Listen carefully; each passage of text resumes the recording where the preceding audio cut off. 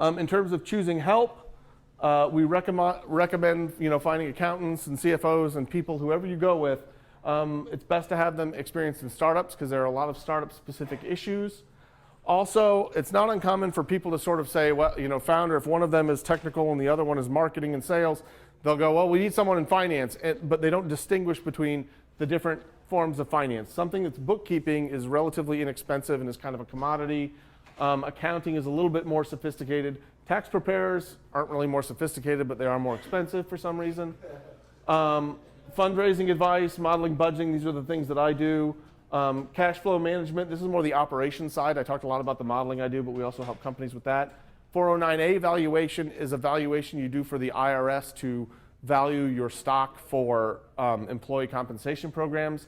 It's important to note that this is not the valuation you use when pitching to investors, because when you pitch to investors, in theory, higher is better. When you're doing this for the IRS, in theory, is lower is better, because that means the income that they gain from it is larger and you have to pay them less salary.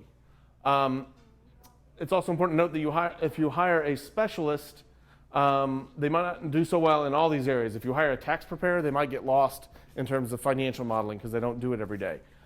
Counter to that is if you hire a generalist, they will bring in specialists as needed. I had one client where it was kind of funny. The first thing they needed to do was fix their taxes, so I immediately went out and hired them a tax preparer.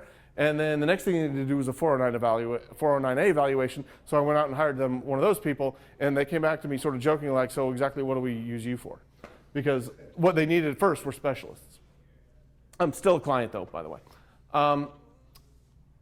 Also, a lot of people, because it's sort of cool to be in the startup space right now, and a lot of people think it's easy money, it's attracting a lot of kind of people exaggerating their abilities. I've seen like personal tax preparers who are now claiming to be CFOs, and I'm not really sure that they have the capability, but because it's not a lot of founders' area of expertise, it's hard for you to sort of discriminate.